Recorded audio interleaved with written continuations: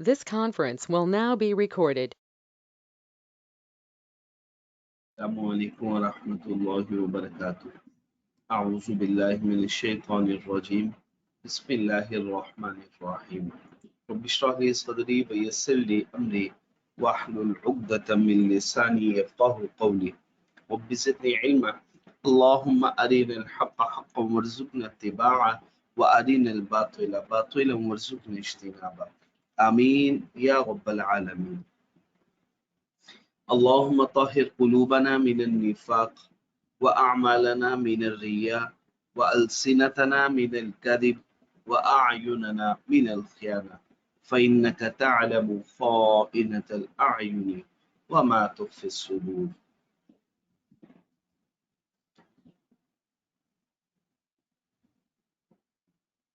ओलिगोपली का टॉपिक कल हम लोगों ने स्टार्ट किया था और ओलिगोपली के टॉपिक में बच्चे हम लोगों ने अभी तक ओलिगोपली क्या होती है और उसके फीचर्स डिस्कस किए थे। आज से हम स्टार्ट करने वाले हैं टाइप्स ऑफ ओलिगोपली। ओलिगोपली की कितनी types?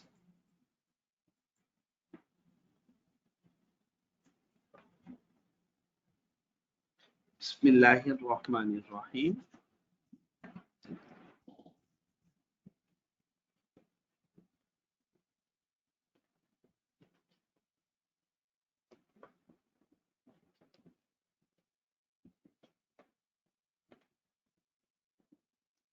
There are two main types of oligopoly. First one, cohesive oligopoly.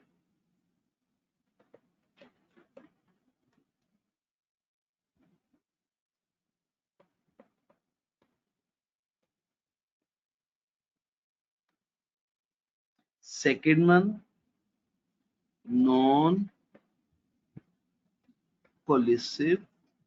oligopoly.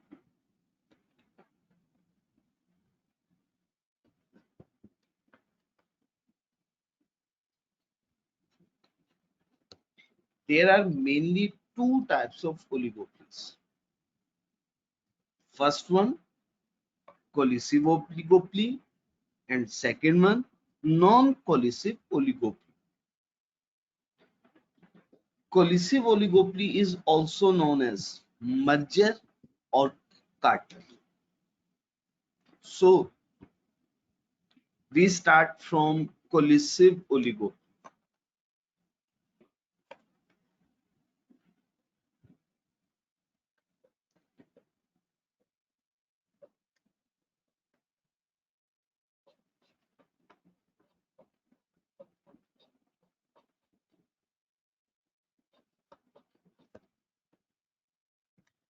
How can we define cohesive oligopoly?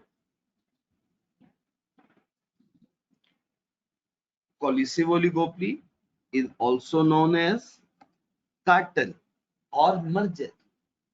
ठीक हो गया जी बच्चे? तो हम कह सकते हैं कार्टेल एक कार्टेल बन सकता है या मर्जर हो सकता है। अब वो कार्टेल होता क्या बेसिकली? एक कॉम्बिनेशन।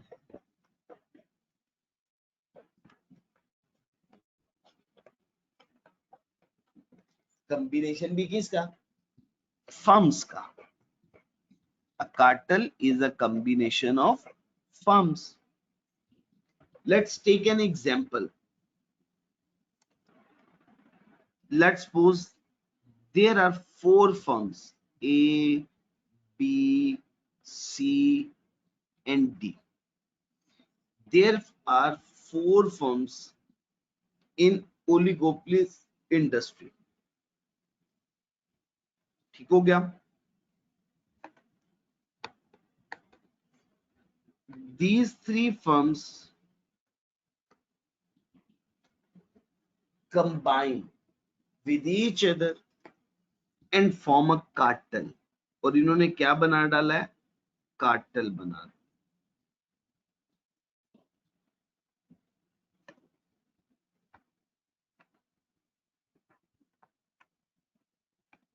तो हम कार्टेल को क्या कह रहे हैं? हम कह रहे हैं कार्टेल कॉम्बिनेशन ऑफ फर्म्स। अच्छा, अब ये बिहेव कैसे करेगा? ये बिहेव करेगा ऐसे कि जैसे ये एक single firm, A B and C, ये सेपरेट नहीं है, एक्चुअली सेपरेट है, लेकिन ये बिहेव, ये एक्ट ऐसे करेगा जैसे कि ये एक सिंगल फर्म। तो cartel is a combination of firms that acts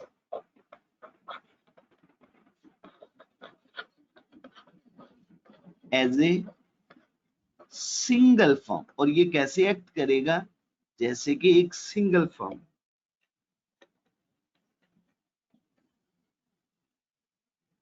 ठीक है जी बच्चे।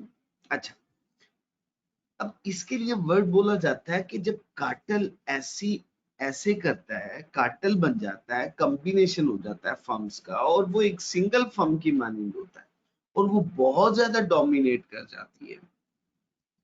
और कार्टेल होता ही बेसिकली, बच्चे वॉइस इशू सबके साथ आ रहा है, या एक बच्चे ने मुझे मैसेज किया अभी कि वॉइस इशू आ रहा है? अब मुझे बताइएगा। नहीं, नफीस साहब कह रहे हैं कोई वॉइस इशू नहीं है।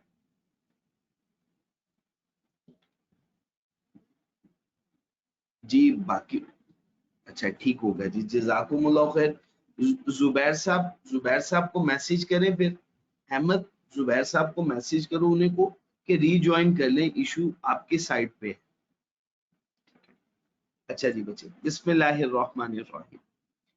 अच्छा बच्चे, जब कार्टेल बन जाता है तो कार्टेल जस्ट लाइक मोनोपोली है। कार्टेल भी क्या हो गया? Just like monopoly. और इसे कहा जाता है, ये आर्टिफिशियल मोनोपोली बना देता है। क्या बना देता है? Artificial monopoly, just like a monopoly. But वो नेचुरल मोनोपोली, जैसे हम मोनोपोली के कैरेक्टरिस्टिक्स पढ़ के हैं, वो कैरेक्टरिस्टिक्स नहीं है। अब ये एक जस्ट लाइक सिंग, क्योंकि combination of firms that acts as a single firm, और जब हमने कहा सिंगल सेलर होगा तो मोनोपोली की मानिंद होगा, और ये मोनोपोली आर्टिफिशियल मोनोपोली कहलाती है। और ये कार्टेल हमेशा से बनाना या किसी भी सिचुएशन में आपके लिए बना लेना, ये कार्टेल आपके लिए इतना आसान नहीं है। समटाइम ये कार्टेल बनाना इलीगल हो जाता है, गैर कानूनी होता है कि आप कार्टेल बनाएं। इससे क्या होता है? इससे जो कस्टमर्स है ना, कंज्यूमर्स हैं, वो एक्सप्लॉइट हो जाते हैं, क्योंकि मार्केट के अंदर कंपटीशन खत्म हो जाता है। जब आप कार्टेल बना देते हैं ना, तो कंपटीशन खत्म हो जाता है। और कंपटीशन एक्ट है कि कंपटीशन, जो हेल्दी कंपटीशन है, वो मार्केट से खत्म नहीं होना चाहिए। हेल्दी कंपटीशन अगर मार्केट से खत्म हो गया तो उसका सरीहन नुकसान किनको पहुंचेगा? सॉरी, उसको सारा का सारा नुकसान कस्टमर्स को, शाबाश, कंज्यूमर्स को होगा। जी बच्चे, यहां तक बच्चे बात क्लियर हो गई। और इसकी हमें कोई बहुत एग्जैक्ट एग्जाम्पल भी नहीं नजर आती पॉलिसी ओलिगोपोली की, कार्टेल की, जो इस तरह से आर्टिफिशियल मोनोपोली बना। ठीक होगा जी बच्चे। अच्छा बच्चे, अब हमें बच्चे यहाँ पे दो सवाल जो हमारे कोलिसिव ओलिगोपोली से मुतालिक हैं, बड़े ही important. We have to discuss two main questions regarding collusive oligopoly. First one, strength of collusive oligopoly. आप ओलिगोपोली बनाना चाह रहे हो, और कौन सी कोलिसिव, कोलिसिव ओलिगोपोली बनाने के लिए, कोलिजन करने के लिए, कार्टेल बनाने के लिए क्या फीचर्स होने चाहिए, तभी कार्टेल बन पाएगा। अभी कार्टेल बनाने हैं, आपने कार्टेल बनाना है, उसके लिए स्ट्रेंथ चाहिए। सेकंड क्वेश्चन क्या है? आपने कार्टेल बना लिया, आपका कार्टेल बन भी गया, कोलिजन हो भी गई। अब ये कोलिजन कितनी सक्सेसफुल हो पाएगी, ये कार्टेल कितना सक्सेसफुल होगा, या ये कार्टेल फेल हो जाएगा? उसके भी कुछ करेक्टरिस्टिक्स है। ये दोनों करेक्टरिस्टिक्स हमें पढ़ने हैं, ये दो क्वेश्चन। अब आप लोगों से गलती ना हो जाए एग्जाम में, आपसे बात कुछ पूछी जाए और जवाब कुछ और आप दें। जैसे आपसे पूछा जाए स्ट्रेंथ क्या है और आप उसके सक्सेस फैक्टर्स लेकर आए। आपसे पूछा जाए किन सिचुएशंस में कार्टेल सक्सेसफुल नहीं रहता, आप उसकी स्ट्रेंथ बताना शुरू कर दे। तो आपने ये गलती नहीं करनी, बड़ी तवज्जो से आपने गौर से बातें सुननी है। मुझे बताइएगा डेफिनेशन क्लियर है कोलिसिव ओलिगोपोली की? और कल मैंने आपके साथ कुछ एग्जांपल्स भी डिस्कस की थी, शायद आपको याद होगा, इनसाइड कंपटीशन और आउटसाइड कंपटीशन की। ये भी बात आपको समझ में आ गई थी ना? ये बिल्कुल आपके सामने एग्जांपल। जी ठीक होगा, जज़ाकुमुल्लाह खैर। तो बच्चे अभी हम स्टार्ट करने वाले हैं स्ट्रेंथ। सबसे पहला क्वेश्चन जो हम डिस्कस करेंगे वो स्ट्रेंथ का करेंगे। बिस्मिल्लाहिर रहमानिर रहीम।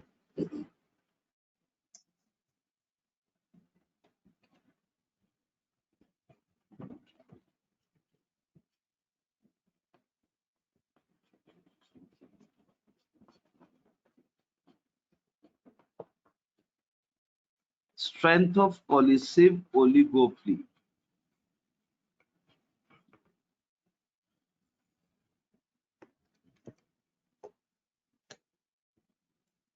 अच्छा बच्चे, ओलिगोपोली किन सिचुएशंस में, किन सर्कमस्टांसेस में पॉसिबल? अब ये क्वेश्चन है बेसिकली। ओलिगोपोली किन सिचुएशंस में, किन सर्कमस्टांसेस में मींस कोलिजन कर लेना, कार्टेल बना लेना, मर्जर कर देना, किन सर्कमस्टांसेस में पॉसिबल होगा? अब वन बाय वन इसको हम लोगों ने पढ़ लें, इसके जितने भी फैक्टर्स हैं। अच्छा बच्चे, सबसे पहला कार्टेल बनाना अगर फर्म्स तादाद में थोड़ी हो तब मुमकिन होगा, या फर्म्स तादाद में बहुत ज्यादा हो तब मुमकिन होगा। अब आपने बताना है कुछ फर्म्स का कार्टेल बनाना आसान है या मुमकिन है, बजाय इसके कि बहुत ज्यादा फर्म्स हो और उनका कार्टेल बन रहा हो। जी बच्चे शाबाश, बिल्कुल ठीक आप लोगों ने कहा। पहली सिचुएशन, पहला फैक्टर, पहली सर्कमस्टांसेस क्या है जी बच्चे? फर्म्स की तादाद बहुत ही थोड़ी होनी चाहिए, फ्यू फर्म्स होनी चाहिए। इन कंडीशंस में कार्टेल बनाना बिल्कुल मुमकिन हो पाएगा। बिल्कुल सही कहा जी आपने, very few number of firms होनी चाहिए। बिल्कुल ठीक। चलिए अच्छा बच्चे, हम कार्टेल बनाना चाह रहे हैं। कार्टेल बनाने के लिए मैं एक एग्जांपल ले लेता हूं।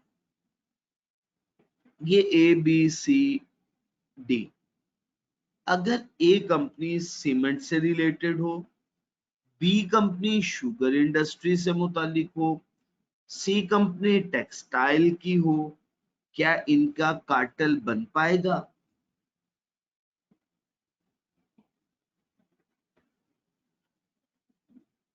राना अहमद साहब ने कहा कि जी मुमकिन नहीं है। तो फिर राना अहमद साहब किन सिचुएशंस में मुमकिन हो पाएगा, किस कंडीशन में मुमकिन हो पाएगा? इसका मतलब है राना अहमद साहब ये कहना चाह रहे हैं कि अगर सारी की सारी फर्म्स सिमिलर गुड या सिमिलर प्रोडक्ट में डील करेंगी तो मुमकिन है, अदरवाइज नहीं मुमकिन। बिल्कुल ठीक है जी, अगर तो सिमिलर गुड में डील कर रही हैं, सेम प्रोडक्ट में डील कर रही हैं तो बिल्कुल ठीक नफीस साहब, सिमिलर मिलती जुलती तो मुमकिन हो पाएगा, नहीं तो मुमकिन नहीं हो पाएगा। तो दूसरा पॉइंट भी बच्चे हम लोगों ने पढ़ लिया, फर्म्स तादाद में थोड़ी होनी चाहिए और जिस गुड में वो डील कर रही हो वो सिमिलर गुड होगी तो तभी मुमकिन। अच्छा इसके अलावा कार्टेल डोमिनेंट फर्म्स के दरमियान में बनता है या नहीं बनता? उन्हें ओलिगोपोली की डेफिनेशन में ही बात ये पढ़ ली थी। शाबाश।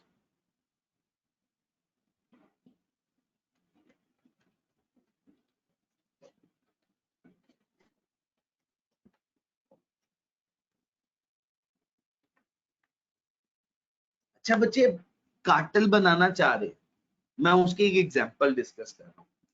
नफीस साहब, मैं, अहमद मुख्तार साहब, तलहा हाशमी साहब, ये 4 फर्म्स मिलके कार्टेल बनाना चाह रहे हैं। कार्टेल बनाने के लिए इनको ये पता होना चाहिए कि फरहान जब प्रोडक्शन करता है तो उसकी कॉस्ट ऑफ प्रोडक्शन कितनी होती है, नफीस साहब को कॉस्ट ऑफ प्रोडक्शन कितनी इंकर करनी पड़ रही है, इसी तरह से अहमद और तलहा को कॉस्ट ऑफ प्रोडक्शन कितनी इंकर करनी पड़ रही है।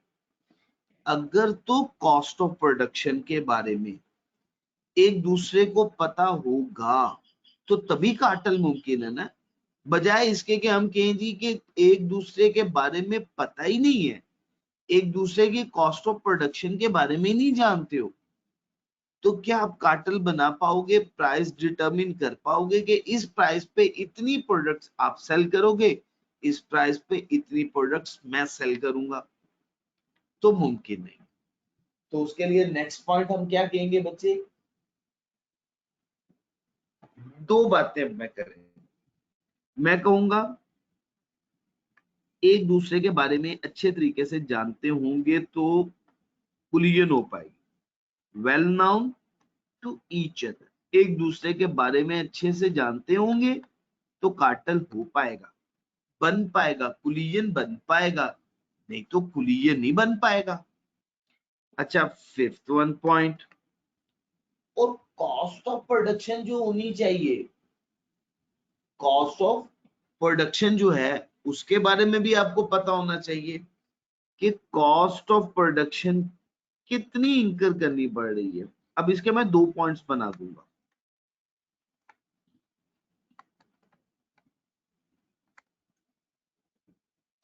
देखिए, पहला, कॉस्ट ऑफ प्रोडक्शन के बारे में पता होना चाहिए, ओपन होना चाहिए, ओपनली पता होना चाहिए कि हर एक को कॉस्ट ऑफ प्रोडक्शन कितनी इंकर करनी पड़ रही है, ठीक है। और दूसरा, वो cost of production approximately same भी होनी चाहिए। उसके एक एग्जांपल,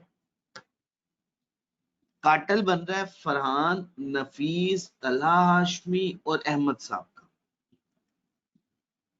अब नफीस साहब, तलहा हाशमी साहब और अहमद साहब जो गुड प्रोड्यूस कर रहे हैं, उस गुड की कॉस्ट उन्हें इंकर करनी पड़ रही है 10 रुपए, और मैं अगर उसी गुड को बनाता हूं तो मुझे कॉस्ट इंकर करनी पड़ रही है 7 रुपए। अब कहा जाता है कि जी ये प्रोडक्ट बेची जाएगी मार्केट में 12 रुपए की, और मैं कह रहा हूं नहीं, 11 रुपए की बेचते। आपको भी तो मुनाफा हो ही रहा है ना तीनों को। आप कह रहे हैं नहीं नहीं, हमें जितना मुनाफा चाहिए उतना नहीं हो रहा, इसमें तो हमारे बाकी खर्चे ही नहीं पूरे होंगे, कम से कम कीमत 12 रुपए रखो। समझ आ रही है ना, कम से कम कीमत 12 रुपए रखो, हमारे अखराजात तो पूरे हो सके ना, हम अपने अखराजात तो निकाल पाए ना। अब क्या हो जाएगा, इसमें प्रॉब्लम हो जाएगी। अगर तो सेम कॉस्ट ऑफ प्रोडक्शन नहीं है चारों की, तो फिर कार्टेल बनना शायद मुमकिन ना हो पाए। तो कार्टेल के लिए क्या जरूरी है कि इनकी अप्रोक्सीमेटली कॉस्ट ऑफ प्रोडक्शन भी क्या हो, सेम होनी चाहिए। अच्छा, यहां तक बात समझा पाया हूं। इसके बाद नेक्स्ट पॉइंट। अच्छा बच्चे, जब आप प्रोडक्शन करते हैं तो प्रोडक्शन के लिए कुछ एक मेथड यूज किए जाते हैं जिसे हम कहते हैं एक ऐसा तरीका कार जिसमें हम रॉ मटेरियल को, रिसोर्सेज को फिनिश गुड्स में कन्वर्ट कर देते हैं। ये प्रोसेस टेक्नोलॉजी भी कहलाता है, या इसे मोड ऑफ प्रोडक्शन भी कहते हैं, वे ऑफ प्रोडक्शन भी कहते हैं, मेथड ऑफ प्रोडक्शन भी बोला जाता है वर्ड्स। अच्छा, अब मेथड्स ऑफ प्रोडक्शन भी सेम होना चाहिए। इसको मैं सेम प्रोडक्शन टेक्निक्स भी लिख सकता हूं, सेम प्रोडक्शन मेथड भी कह सकता हूं।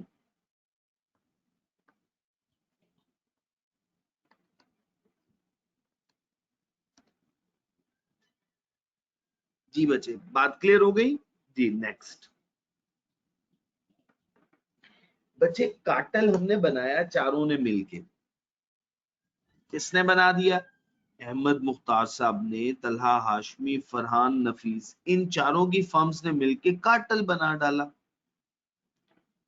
कार्टेल तो बन गया, बट हुआ क्या? हुआ इस तरह से कि शुएब साहब, सुहेब साहब, जैद साहब ने भी प्रोडक्ट मार्केट में ऑफर कर दी, ये भी मार्केट में दाखिल हो गए। हमने कार्टेल बनाया था और हमने डिसाइड किया था चीजें बेची जाएंगी, एक प्रोडक्ट बेची जाएगी मार्केट में 12 रुपए की। ये मार्केट में एंटर हुए और इन्होंने मार्केट में आते ही प्रोडक्ट ऑफर करनी शुरू कर दी 10 रुपए की। शुएब साहब ने, सुहेब साहब ने, जैद साहब। अब मुझे बताएं कि हमारे कार्टेल के, पहली बात तो ये कि अगर तो सब्स्टिट्यूट मौजूद होगा तो कार्टेल बनेगा नहीं, और अगर बैरियर्स ना हुए, नई फर्म्स एंटर हो सकती हैं, तो हमारा कार्टेल बनाना बेकार है, हमें कार्टेल नहीं बनाना चाहिए। अब बैरियर्स ही नहीं है, हम कार्टेल बनाएंगे, बहुत सारी फर्म्स मार्केट में एंटर हो जाएंगी। तो मुझे बताएं, अगर मार्केट में बैरियर्स ना हो, इंडस्ट्री के बैरियर्स ना हो, तो क्या कार्टेल बन पाएगा? बनाना मुमकिन है? शाबाश। तो क्या होने चाहिए? सिग्निफिकेंट बैरियर्स होने चाहिए, ऐसे बैरियर्स जिनको ब्रेक करना इजी ना हो। बिल्कुल ठीक है जी, सिग्निफिकेंट बैरियर्स होने चाहिए। हर्डल्स, रुकावट होनी चाहिए ताकि इजीली क्या ना बन सके। शाबाश, कार्टेल तो बन जाए, नई फर्म्स मार्केट में एंटर ना हो सके। बिल्कुल ठीक कहा जी आपने। क्लियर है जी बच्चे? अच्छा बच्चे, प्राइसेस बच्चे सेम होनी चाहिए, प्राइस वॉर नहीं होनी चाहिए। मार्केट स्टेबिलिटी, मार्केट स्टेबल होनी चाहिए। प्रीवेलिंग प्राइस है और उस पे सभी की सभी फर्म्स प्रोडक्ट को ऑफर करेंगी मार्केट में, ये स्टेबल, मार्केट स्टेबिलिटी है। अच्छा, प्राइस वॉर क्या होता है? प्राइस वॉर ये कि नफीस साहब अपने प्रॉफिट मार्जिन को बढ़ाने के लिए, प्रॉफिट मार्जिन कैसे बढ़ाने के लिए? ये चाहते हैं कि मेरी प्रोडक्ट ज्यादा से ज्यादा मार्केट में बिके। जितनी यूनिट मार्केट में ज्यादा बिकेंगे उतना प्रॉफिट मार्जिन मेरा बढ़ जाएगा। इन्होंने मार्केट में प्रोडक्ट की प्राइस ऑफर कर दी 11 रुपए। अब मुझे पता चला कि नफीस साहब तो 11 रुपए पे भी बेच रहे हैं अपनी प्रोडक्ट। मैंने कहा अच्छा, 11 रुपए पे बेच रहे हो, ठीक है मैं 10 रुपए पे बेच दूंगा, मुझे तो 7 रुपए कॉस्टिंग करनी पड़ रही है, मुझे क्या प्रॉब्लम है? क्या हुआ? मैंने इनकी प्राइस की रिडक्शन की पॉलिसी को फॉलो किया। इन्होंने प्राइस रिड्यूस करके मार्केट में बेचने की कोशिश की थी, मुझे डॉज देने की कोशिश की। मैंने इनकी प्राइस की रिडक्शन की पॉलिसी को फॉलो करते हुए मैंने भी अपनी प्रोडक्ट की प्राइसेस को कम करके मार्केट में ऑफर करना शुरू कर दिया। अब ये प्राइस की एक जंग शुरू हो गई। इसी तरह से अगली फर्म, उसको पता चलेगा मेरी प्राइस की रिडक्शन की पॉलिसी का, वो भी अपनी प्रोडक्ट के प्राइसेस को कम करके मार्केट में बेचने की कोशिश करेगी। इस तरह से एक प्राइस की जंग शुरू हो जाएगी, जिसे हम कहते हैं प्राइस वॉर। प्राइस वॉर नहीं होनी चाहिए क्योंकि उसमें मार्केट स्टेबल नहीं रहती, और फिर कार्टेल भी ज्यादा देर या कार्टेल बन ही नहीं पाएगा। ठीक होगा जी बच्चे? तो ये कॉन्सेप्ट क्या है? मार्केट स्टेबल होनी चाहिए, तो मार्केट की स्टेबिलिटी। अच्छा, अब नफीस साहब ने, मैंने, अहमद मुख्तार साहब ने और तलहा हाशमी साहब ने फैसला किया कि हम कार्टेल बना रहे। साथ ही गवर्नमेंट को पता चला और गवर्नमेंट ने हमें पकड़ लिया। उन्होंने कहा कार्टेल बनाते हो आप लोग, मार्केट में कंपटीशन खत्म करते हो, हम तो नहीं करने देंगे आपको। हेल्दी कंपटीशन मार्केट में होना चाहिए, उसका कस्टमर को फायदा होता है, कस्टमर के राइट्स प्रोटेक्ट किए जाते हैं। अच्छा, अब इस केस में कार्टेल तो बन ही नहीं सकता, तो फिर हमें क्या कंडीशन अप्लाई करनी पड़ेगी? हमें कहने पड़ेगी ये गवर्नमेंट, आपने मुदाखलत नहीं करनी, किसी भी तरह की कोई मुदाखलत आपकी तरफ से नहीं होनी चाहिए। अगर गवर्नमेंट की तरफ से कोई मुदाखलत नहीं होगी तो तभी कार्टेल बन सकता है, अदरवाइज कार्टेल नहीं बन सकता। तो इसे कहते हैं नॉन इंटरवेंशन भी कहा जाता है, और इसके लिए वर्ड लेसिस फेयर भी बोला जाता है। नॉन इंटरवेंशन ऑफ गवर्नमेंट के, गवर्नमेंट कोई मुदाखलत नहीं करेगी तो तभी कार्टेल बनेगा, नहीं तो कार्टेल नहीं बन पाएगा बच्चे। तो बच्चे, these are the factors or conditions that is necessary to form a cartel or collision। Firms collude तभी कर पाएंगी अगर ये कंडीशंस पूरी होंगी।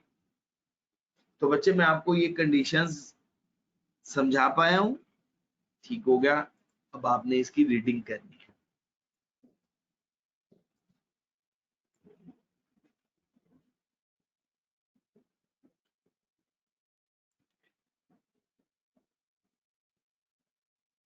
जी बच्चे, ये आपके सामने है, स्ट्रेंथ ऑफ कोलिसिव ओलिगो।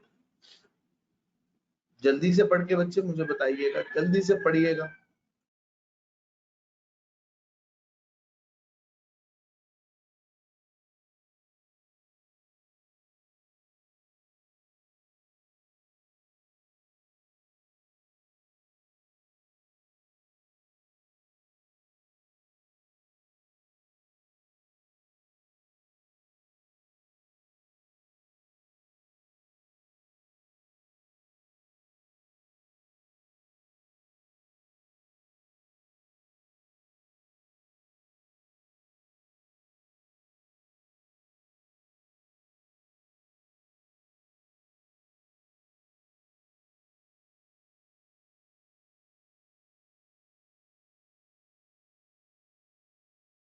जी बच्चे, ठीक हो गया जी बच्चे, जज़ाकुमुल्लाह खैर।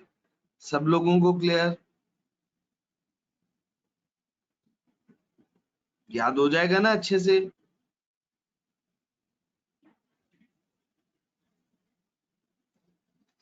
बच्चे, firms firms large size firms होती हैं, डोमिनेंट फर्म्स होती हैं। ओलिगोपोली में हमने ये डेफिनेशन में ये बात पढ़ी थी, मैंने आपको ये बात समझाई थी कि जो फर्म्स होती है ना, उनका मार्केट शेयर बहुत ज्यादा होता है, क्योंकि हर तादाद में फर्म्स वैसे ही बहुत थोड़ी थोड़ी सी, और हर एक का मार्केट में शेयर या मार्केट में नंबर ऑफ यूनिट्स जो बिक रहे हैं वो ज्यादा बिक रहे हैं। तो ये फर्म्स होती है डोमिनेंट फर्म्स, ये डोमिनेट कर रही होती है मार्केट में फर्म्स, ठीक है। और उनमें से भी जो लार्ज साइज फर्म्स हैं वो बनाती हैं कुलीन, ये बात याद रखनी है। और इस पे एमसीक्यूज आ चुका हुआ है, मैं एमसीक्यू सॉल्व करवाऊंगा आज आपको इस टॉपिक के बाद इंशाल्लाह। तो आप देखिएगा, इस पे एमसीक्यूज आ चुका हुआ। ठीक हो गया जी बच्चे?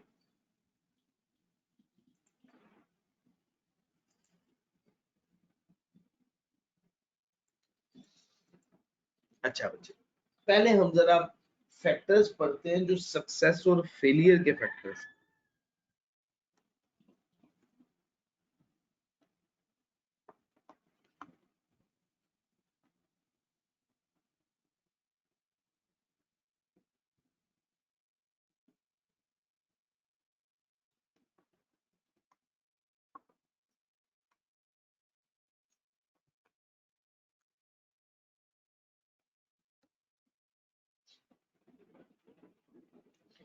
अच्छा बच्चे, अगेन वही एग्जांपल आप लोगों के साथ डिस्कस कर रहा हूं। एक फर्म है ए, दूसरी फर्म है बी, सी और डी। ठीक हो गया जी। इसके मार्केट में 35% यूनिट सेल हो रहे हैं।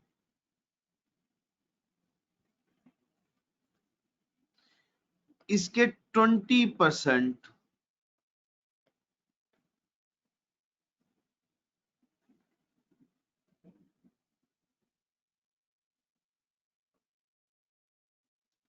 और इसके बचे 30%। ठीक हो गया जी बच्चे। और इसके 15% मींस अगर मार्केट में टोटल डिमांड है 100 यूनिट्स की, उन 100 में से 35% लोगों की डिमांड फर्म ए पूरी कर रही है, 20% की डिमांड फर्म बी और 30% की डिमांड फर्म सी, और जस्ट 15% की डिमांड डी पूरी कर रही है। इन लार्ज साइज फर्म्स ने मिल के कार्टेल बना दिया, सभी ने कार्टेल बना दिया। ठीक हो गया जी, हमने सभी का कार्टेल बना डाला। एक एग्जांपल समझानी है मुझे ताकि आसानी से बात समझ सकते। अच्छा, कार्टेल बन तो गया, कुलिजन हो तो गई, लेकिन कुलिजन के लिए कुछ इनका आपस में एग्रीमेंट होगा। ए बी सी डी इनका एग्रीमेंट होगा। इनका क्या हो जाएगा? एग्रीमेंट। कार्टेल में इनका एग्रीमेंट होगा, कॉन्ट्रैक्ट होगा।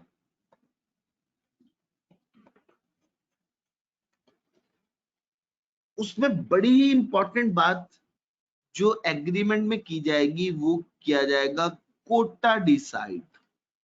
क्या डिसाइड होगा? कोटा। कोटे से क्या मुराद? कोटे से मुराद ये है कि हर फर्म मार्केट में कितने कितने यूनिट सेल करेगी, ये उनका कोटा है। जैसे फर्म ए है, उसके मार्केट में कितने यूनिट, वो कितने परसेंट मैक्सिमम सप्लाई कर सकती है, कितने नंबर ऑफ यूनिट सेल कर सकती है। बी कितने करेगी, सी कितने करेगी, डी कितने करेगी,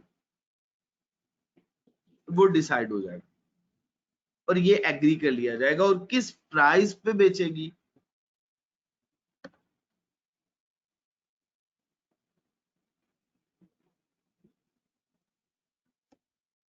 वो भी डिसाइड हो जाएगा। प्राइस, कोटा। ठीक हो गया जी बच्चे, यहां तक कोई प्रॉब्लम तो नहीं है। और ये इनके इन बिटवीन एग्रीमेंट हो। अब इस सप्लाई से मुतालिक हमें तीन बातें करनी। पहली बात तो ये कि सक्सेसफुल कार्टेल तभी हो पाएगा अगर सप्लाई को कंट्रोल किया जा सकता हो।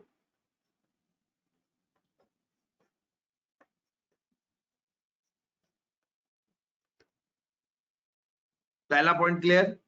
सप्लाई को कंट्रोल किया मतलब क्या? ए 35% से ज्यादा ना यूनिट बेच पाए, बी 20% से ज्यादा मार्केट शेयर ना कैप्चर करे, सप्लाई को कंट्रोल करें, इससे ज्यादा ना यूनिट बेचे जाए, इससे ज्यादा प्रोडक्शन भी ना हो। और सप्लाई को कंट्रोल करना आसान है या मुश्किल है? Is with which supply can be controlled.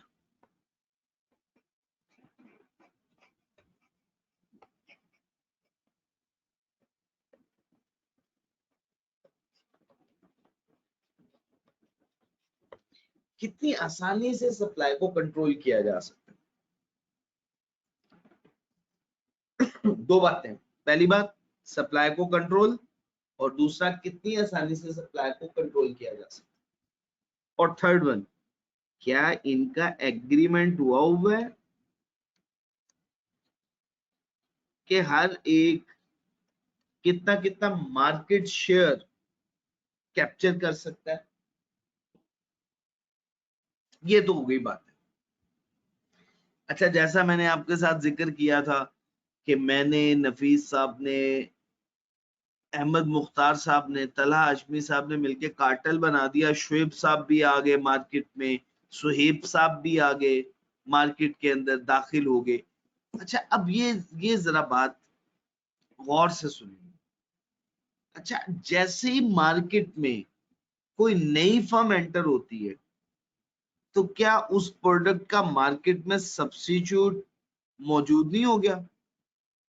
अगर मार्केट में उसका क्लोज सब्स्टिट्यूट होगा, जैसे ही मार्केट में कोई नया सब्स्टिट्यूट आया या उसका कोई क्लोज सब्स्टिट्यूट अवेलेबल हुआ, तो क्या हमारा कार्टेल ज्यादा देर अब चल भी पाएगा या नहीं चल पाएगा? कोलैप्स नहीं कर जाएगा? बिल्कुल ठीक हो गया। हमने अभी अभी तक फोर्थ पॉइंट पढ़ा है, पहले हमने 3 पॉइंट पढ़े थे। अगर सप्लाई को कंट्रोल किया जा सकता है, सक्सेसफुल होगा कार्टेल। अगर नहीं किया जा सकता, अनसक्सेसफुल हो जाएगा, फेल कर जाएगा। सप्लाई को कंट्रोल करना, प्रोडक्शन को कंट्रोल करना आसान है या मुश्किल है? अगर तो आसान है तो सक्सेसफुल होने के चांसेस ज्यादा हैं, और अगर नहीं है तो ये सक्सेसफुल नहीं हो पाएगा। इनका आपस में एग्रीमेंट हुआ है तो फिर कामयाब रहेगा। अगर एग्रीमेंट है ही नहीं, हर एक अपनी मर्जी से प्रोडक्शन कर सकता है, तो नहीं हो पाएगा। और फोर्थ वन पॉइंट हमने पढ़ा कि मार्केट में इसका कोई क्लोज सब्स्टिट्यूट भी नहीं होना चाहिए।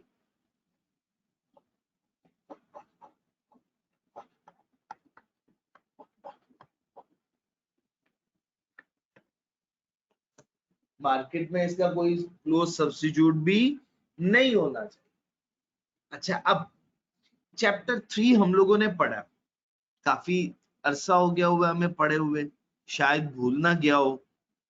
याद है आप लोगों को? उसका नाम बता सकते हैं मुझे चैप्टर 3 का जो हमने पढ़ा हुआ है?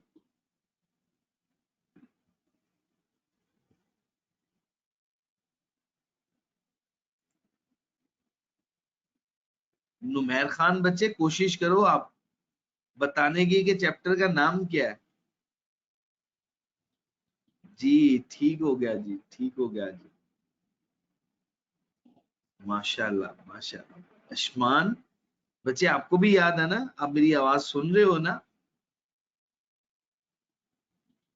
जी ठीक हो गया जी, elasticity of demand and supply. जी बिल्कुल ठीक हो गया, ये वही पॉइंट है जी। अब आपको याद होगा हमने डिटर्मिनेंट्स ऑफ इलास्टिसिटीज ऑफ डिमांड पढ़े हुए हैं।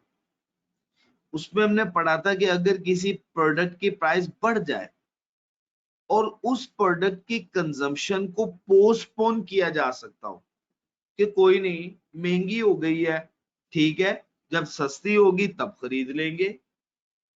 इस सिचुएशन में उसकी इलास्टिसिटी ऑफ डिमांड इनइलास्टिक है या इलास्टिक है? जवाब आपने देना, चैप्टर पढ़ा हुआ है आपने।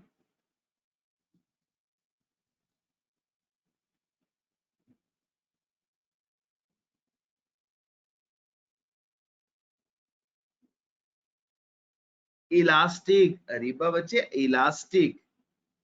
अगर तो प्राइस इलास्टिसिटी ऑफ डिमांड, अगर तो प्राइस इलास्टिसिटी ऑफ डिमांड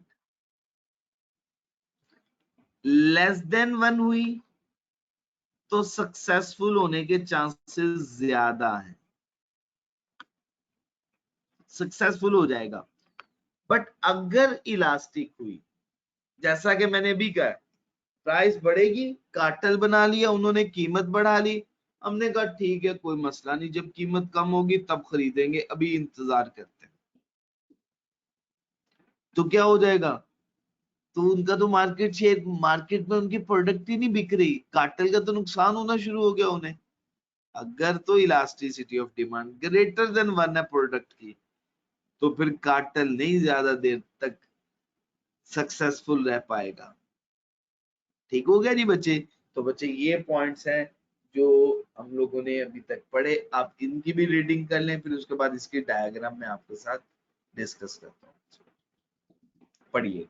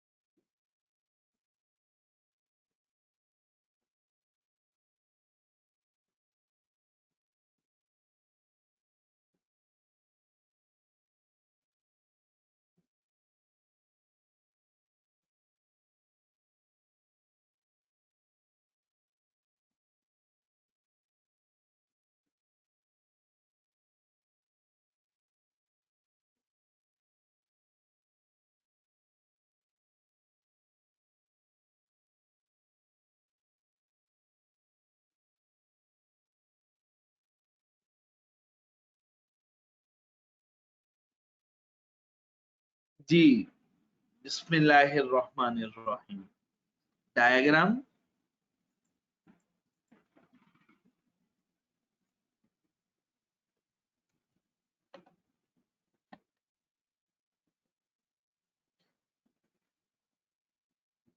ये कोलिसिव की बात कर रहे हैं हम। नॉन कोलिसिव का टॉपिक आज नहीं पढ़ पाएंगे, टाइम शॉर्ट रह गया हमारे पास। तो वो टॉपिक थोड़ा सा इंटरेस्टिंग है और टाइम कंज्यूमिंग है, मुश्किल नहीं है बिल्कुल भी।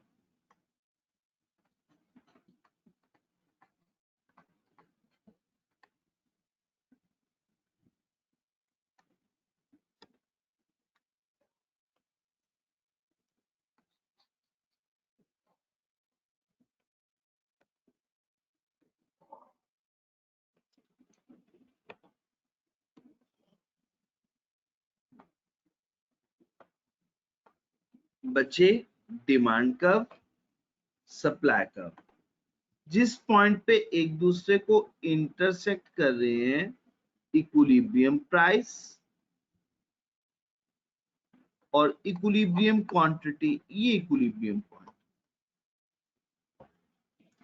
अच्छा, अब मार्केट में तो ये प्राइस थी, क्या किया इन्होंने, कार्टेल बना के प्राइस को अबव प्राइस फिक्स कर दिया। और क्या प्राइस फिक्स कर दी, पी प्राइस फिक्स कर दी। अब प्राइस, जब पी प्राइस फिक्स की है तो इस प्राइस पे आपने प्रोडक्ट को सेल करना। अब इस सिचुएशन में क्या होना चाहिए, सप्लाई कर्व को बैकवर्ड शिफ्ट करवा देना ताकि सप्लाई को कंट्रोल किया जा सके। सप्लाई कर्व को बैकवर्ड शिफ्ट करना है ताकि क्या किया जा सके, सप्लाई को कंट्रोल किया जा सके।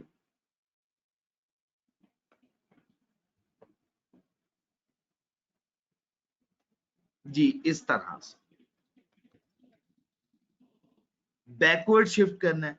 हाँ, अगर तो बैकवर्ड शिफ्ट हो जाएगी तो फिर वही पॉइंट्स जो ऊपर मैंने पढ़ाए हैं, देखिए अब आपको समझ में आ जाएगी। सप्लाई को कंट्रोल करना, अगर तो सप्लाई कंट्रोल हो सकती है तो सक्सेसफुल हो जाएगा। आपके सामने है सिचुएशन, कितना आसान है सप्लाई को कंट्रोल करना। क्या इनका आपस में एग्रीमेंट हो गया है, हर एक का डिसाइड हो गया है कितने कितने यूनिट्स इसने सेल करने। अगर तो ऐसा हो गया, वेल एंड गुड, नहीं तो फिर एक बहुत खदशा है। खदशा किस चीज का है, कि प्राइस बढ़ गई है तो ओवर प्रोडक्शन हो जाएगी। क्वांटिटी सप्लाई इतनी हो जाएगी और क्वांटिटी डिमांड ये है, और आपको पता है excess of supply over demand, इसे हम क्या कहते हैं, एक्सेस सप्लाई। जी शाबाश, बिल्कुल ठीक हो गया जी, इसे सरप्लस भी बोलते हैं। ठीक हो गया ना बच्चे? तो बच्चे ये डायग्राम है, इसमें सप्लाई का कर्व मैंने सिर्फ एक्स्ट्रा बना के आपको कॉन्सेप्ट समझाया, आपने ये कर्व नहीं बनाना, ये सिर्फ कॉन्सेप्ट समझाया। इसको भी अब पढ़ लें, जरा जल्दी से पढ़िएगा।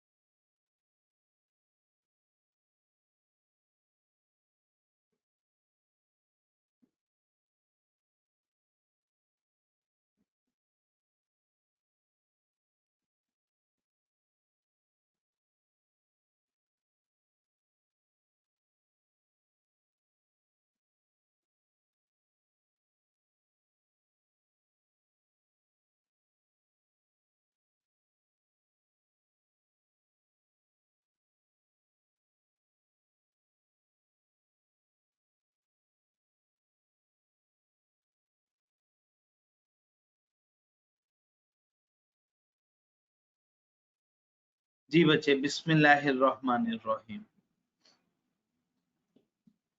जी बच्चे, पहला एमसीक्यू साथ साथ करते जाए, काफी करवा चुका हूं, बताता जाऊंगा जो जो करवा चुका हूं पहले।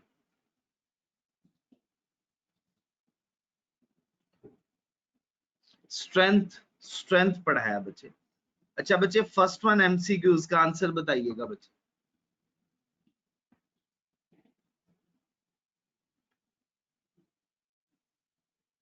जी बच्चे, फर्स्ट वन एमसीक्यूज का आंसर बताइएगा।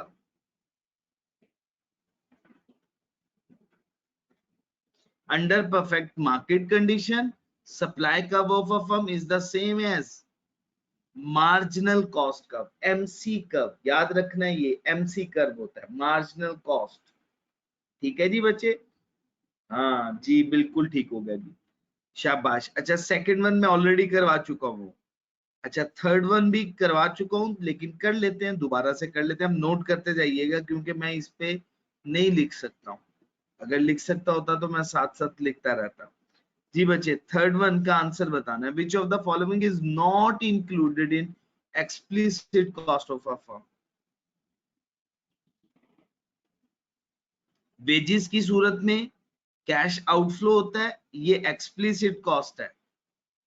वो कह रहे हैं एक्सप्लिसिट कॉस्ट ना हो, इंटरेस्ट कैश आउटफ्लो है, वो भी पेमेंट ऑफ परचेज, मटेरियल खरीदते हुए भी बच्चे हमें पेमेंट करनी होती है, नॉर्मल प्रॉफिट नहीं कैश आउटफ्लो होता। बिल्कुल ठीक, शाबाश शुएब साहब, बिल्कुल ठीक। तलहा हाशमी साहब, बिल्कुल ठीक, डी बच्चे ऑप्शन।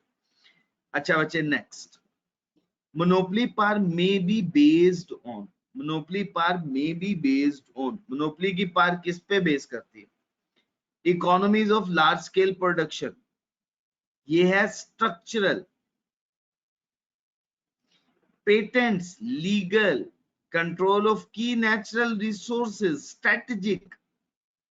तो आपको याद होगा हमने तीन बातें पढ़ी थी, हमने कहा था बैरियर्स होते हैं स्ट्रक्चरल, स्ट्रेटेजिक, लीगल, ये तीनों बातों की वजह से हो सकती है। ऑल ऑफ द अबव 4 का डी पॉइंट है, बिल्कुल ठीक होगा जी, जजाकुमुल्लाह खैर।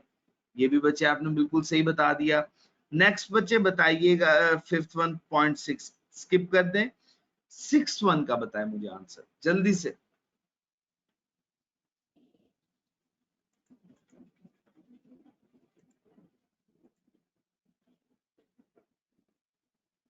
डिराइव डिमांड, बिल्कुल ठीक है, चैप्टर 2 में भी ये बात हम पढ़ चुके होंगे। अच्छा, सेवंथ वन का बताइएगा बच्चे जल्दी से। As its output increases firms short run marginal cost will eventually increase because of, short run है, गौर कीजिएगा, शॉर्ट रन है, गौर करना है।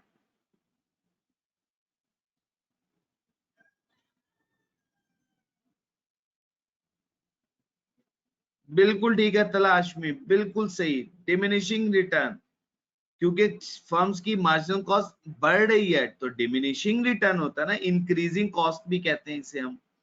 ये वैसे मेरा ख्याल है, मुझे लगता है हमने पहले पढ़ लिया होगा। अच्छा, eighth one, a firm that breaks even after all economic cost are paid is earning. ये मैंने आपको समझाया था डिटेल कि इकोनॉमिक्स में ब्रेक इवन किस पॉइंट को हम कहते हैं।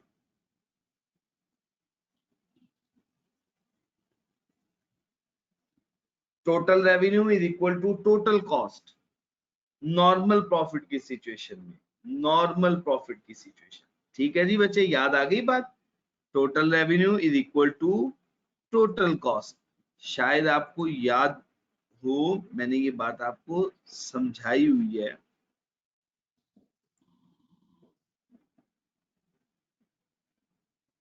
ये याद कीजिएगा, ये बात मैंने आपको बताई थी। ठीक है जी, ये शॉर्ट रन की सिचुएशन में, नॉर्मल प्रॉफिट की सिचुएशन में, ठीक है, जहां पे हमारी टोटल कॉस्ट टोटल रेवेन्यू के इक्वल होती है। सही, याद आ गई बात जी। एट्थ वन पॉइंट बच्चे, next, when diminishing return begin to operate total variable cost will start to, जब डिमिनिशिंग रिटर्न शुरू हो जाता है जी, इंक्रीज करता है इंक्रीजिंग रेट से, बिल्कुल ठीक। मार्जिनल कॉस्ट की डेफिनेशन है, 10th पॉइंट हम कर चुके होंगे। 11 एमसीक्यूज, 11 एमसीक्यूज का आंसर बताइएगा।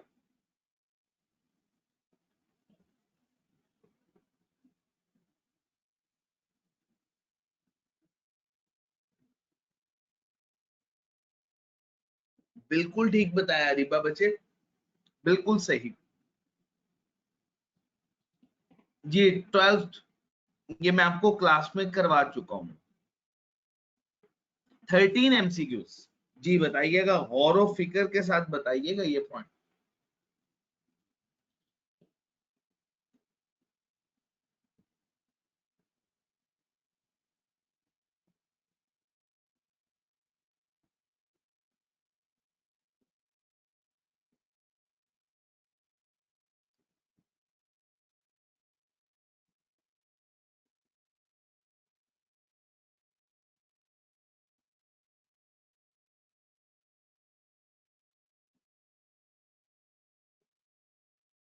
बिल्कुल ठीक,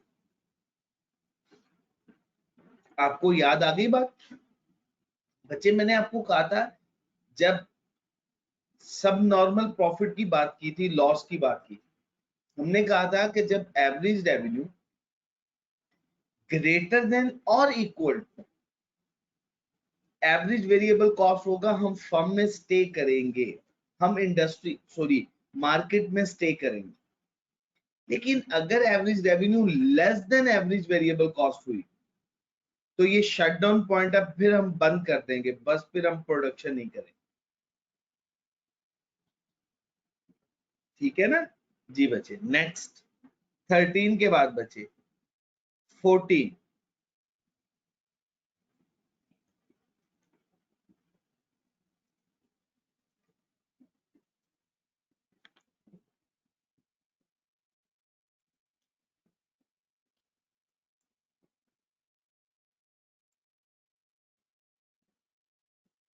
वर्कर्स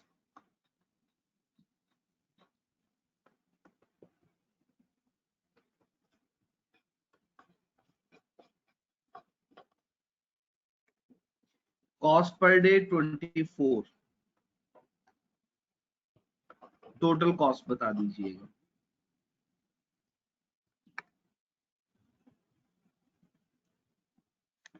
एक वर्कर अगर बढ़ा दिया जाए तो 25 रुपए पर डे देने पड़ेंगे, तब टोटल कॉस्ट क्या होगी? मल्टीप्लाई करके जल्दी से बताएं हमने।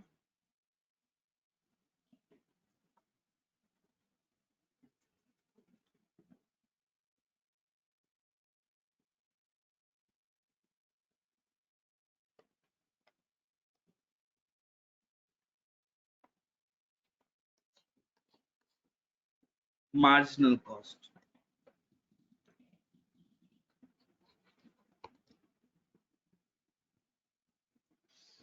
मार्जिनल कॉस्ट कैसे कैलकुलेट हुई है ये देख लीजिएगा, आपको कोई प्रॉब्लम ना हो, मैं आपको बता देता हूँ। मार्जिनल कॉस्ट का फॉर्मूला होता है ना, change in total cost over change in, अच्छा अब चेंज इन टोटल कॉस्ट है 36 और चेंज इन क्वांटिटी है 1, और आंसर क्या बचे हमारा 36। बता दें कौन सी ऑप्शन?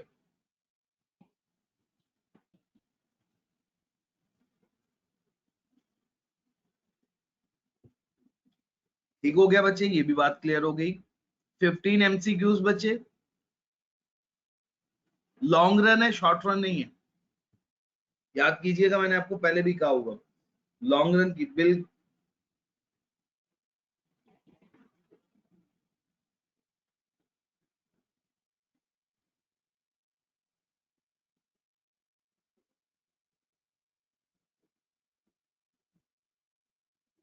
सही है बच्चे, बिल्कुल ठीक। इसकी ऑप्शन है बच्चे this economies of scale, this economies of scale. Economies of scale ये सिंपल सा क्वेश्चन है, आप लोग कर लीजिएगा। 17 अभी रहने दीजिएगा, 18 भी रहने दीजिएगा। Long term shape 19, economies of scale and diseconomies of scale, A और ई, ए और ई फर्स्ट वन ऑप्शन है बच्चे इसकी। 20 अभी हमने पढ़ा नहीं है, 21 भी नहीं पढ़ा। 22 ओलिगोपली क्या बचे? What does it mean to say that firm in an oligopoly are interdependent? बताइएगा बच्चे।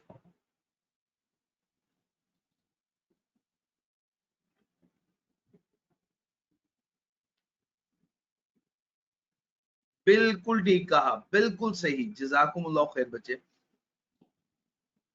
डी ऑप्शन बिल्कुल सही, डिवोपली 24 बचे।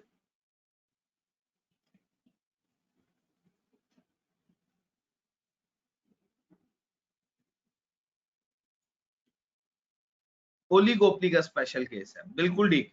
Oligopoly is a type of market organization in which there exists single firm, two firm, large number of firm, few firms. D, few firms। जी बच्चे 26 का answer बताइएगा। 26, which of the following distinguishes oligopoly market from other market organization? Interdependence, याद रखना है ये interdependence की वजह से होती है।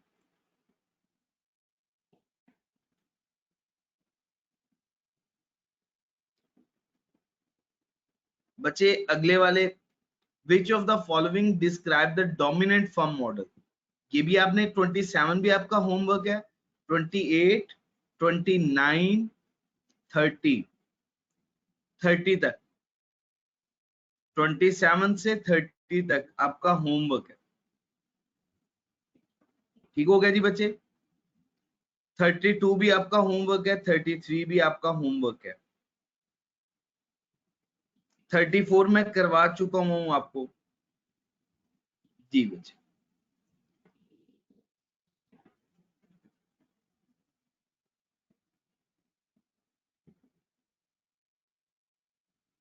बच्चे क्वेश्चन नंबर 2 का आंसर बताइएगा। Briefly describe any 4 factors which are responsible for the success or failure of a price cartel. अब इसमें गलती तो नहीं करेंगे ना, आपसे क्या पूछा जा रहा है, स्ट्रेट फॉरवर्ड आपसे पूछा जा रहा है। ठीक है जी, ये रिटेंशन का क्वेश्चन है। होमवर्क है, नोट करते जाइएगा। क्वेश्चन नंबर 2,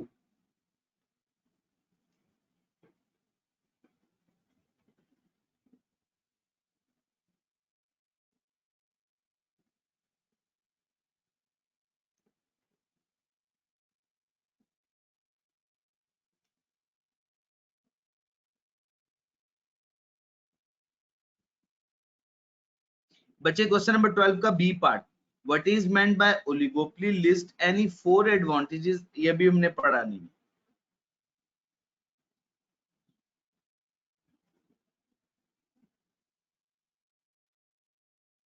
जी बच्चे 17 का A part, oligopoly is a situation where industry is dominated by few large suppliers. Briefly discuss any 6 features of oligopoly. Question number 17 का A part. B part, when oligopoly fix prices by collision among themselves, they are known as cartel. Discuss the factors that are responsible for the success failure of price cartel. Repeat हो रहा है बच्चे ये question. Question number 17 आपका homework है बच्चे।